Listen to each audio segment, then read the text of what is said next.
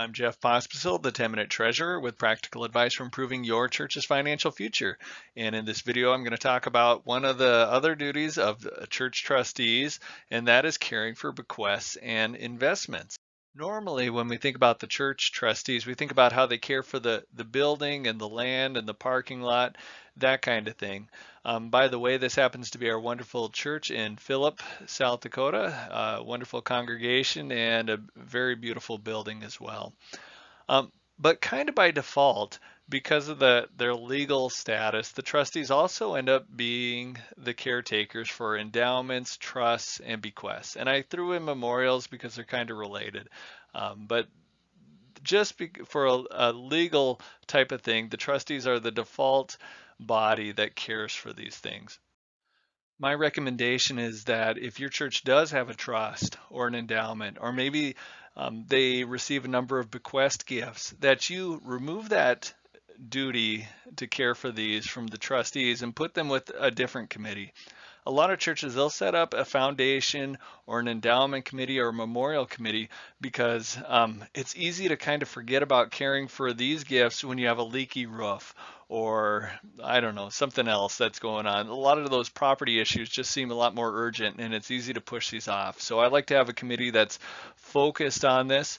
And one of the mistakes I see is that sometimes a church will set up a foundation or an endowment committee and they will not have a clue of the real needs of the church. They won't even be really tied into the mission, and they kind of got their own mission. And so my suggestion would be to kind of combat this is to say, okay, let's put on a trustee and make sure somebody from the finance committee's on there and maybe the pastor as well.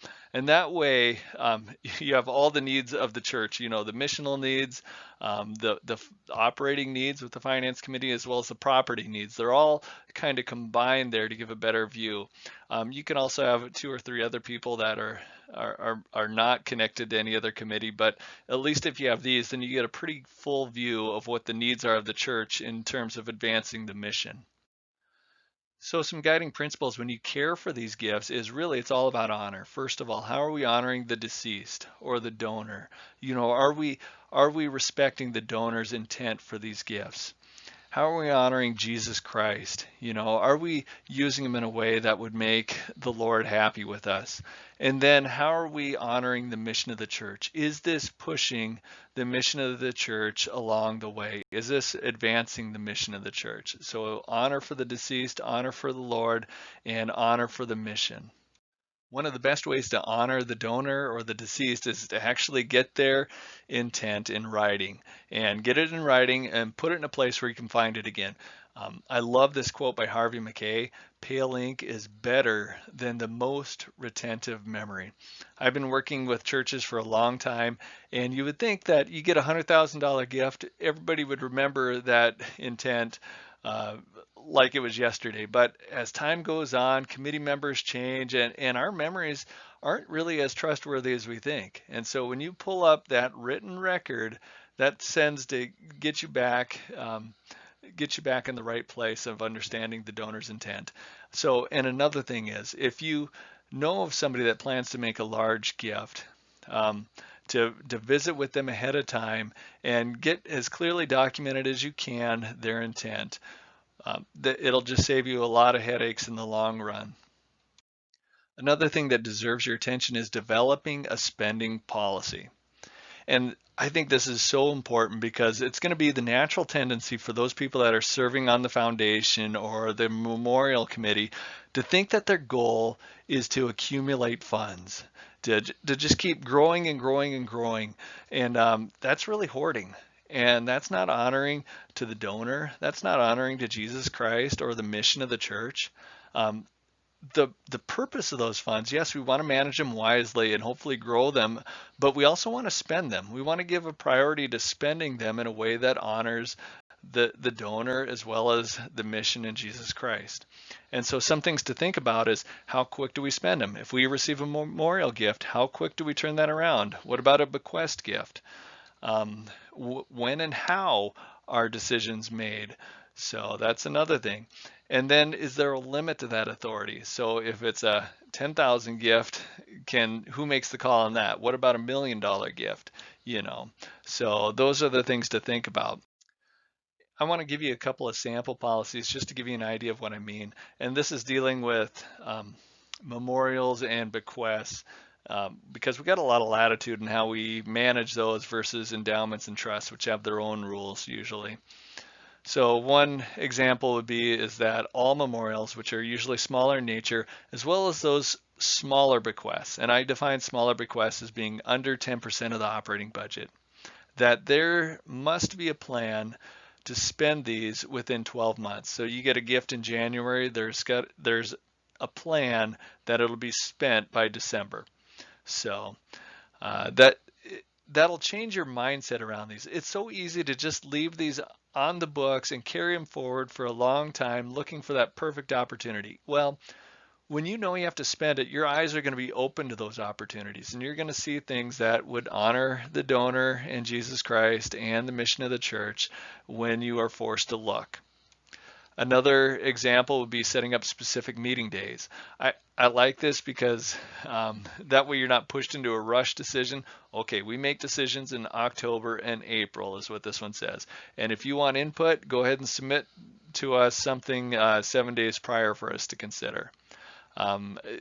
It just gives a little bit more structure so we're not rushed or pressured into some kind of a decision. And then for those larger bequests, and I defined it as 10% of the operating budget or more, that those are sent on to the administrative council or the leadership team or whatever you call your church board for them to approve the plans or maybe even to come up with the plan. These are ones that might end up turning into endowments or who knows what.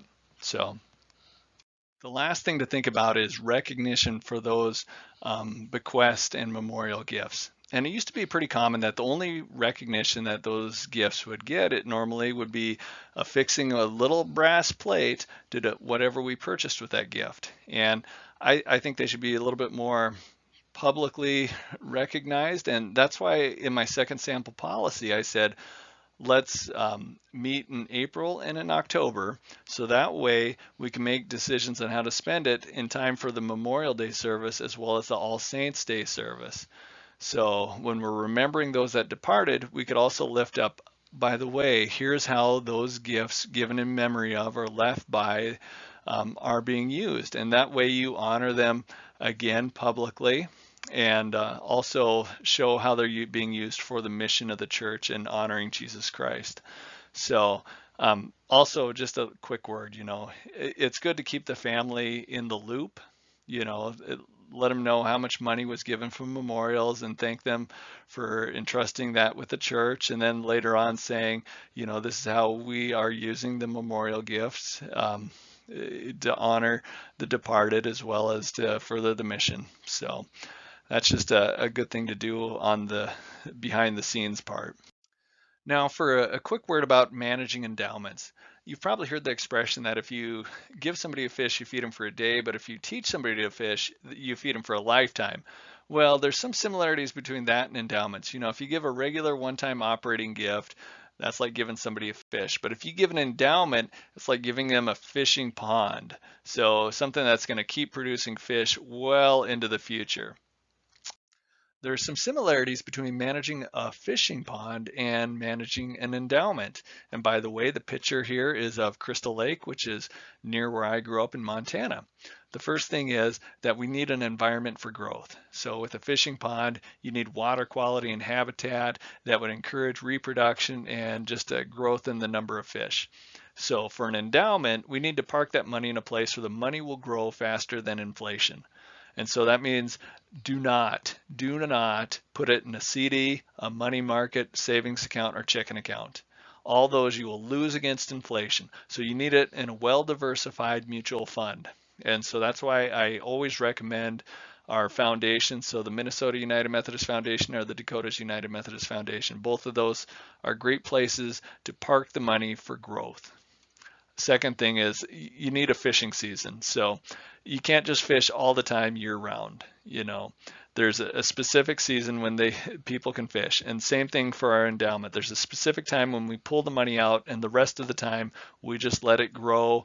And but once a year we'll make decisions on pulling money out. The next thing is setting a limit. You can't just, even during that fishing season, you can't just fish as much as you want. You have to set the limit. So what is the limit? What percentage of the balance of the endowment are we going to pull out at that time? Usually it's between 4 and 5% is what I see most often. And then adjusting is necessary. So, I mean, if you're managing a fishing pond, if you have a drought or a flood, that's going to affect things. If you're in a recession or maybe the economy is booming, that might also affect some of your decisions as well. I talked real briefly about investing for endowments, but just in general, when you're investing for a church, you have to keep two things in mind, two risks in mind. One is the risk of market volatility, and we all know that the market goes up and down, and that can be somewhat of a scary thing, especially in the short term. But the other side is the risk of inflation, which will just slowly eat at your money, and that is a scary thing in the long term. So, and just an example of how inflation can hit you over time is that a new car in 1989 would cost $12,000, and then by 2018 the price was triple. So that's what inflation does. It will erode the value of your money if you're not growing it. So here's my timeline for determining what to invest in. Um, First of all, if you have funds that are going to be used up in less than 3 years, their inflation is not your enemy. Instead, it's market volatility. You can stand to lose, 2 or 3% inflation, but to lose 10 to 15% because of market volatility, that would be probably put a kibosh on your project. So for that, I'm looking for an investment that has a guaranteed rate of return. So a CD or a money market is probably your best bet. Then you have those funds that are it's going to be 3+ years, and you might be using a chunk of them every now and then. You don't know when, but over 3+ years, the market is going to average out on beating inflation almost always. And so there, I would put it in, a balanced mutual fund, where it's a good mix of bonds and stocks, or maybe it's all fixed income, bonds, commodities, US tips, something like that.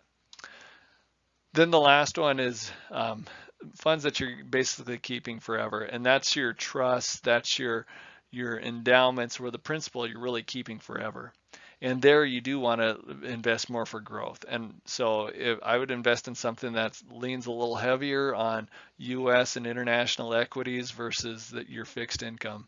But it could have those fixed income to kind of balance it out as well.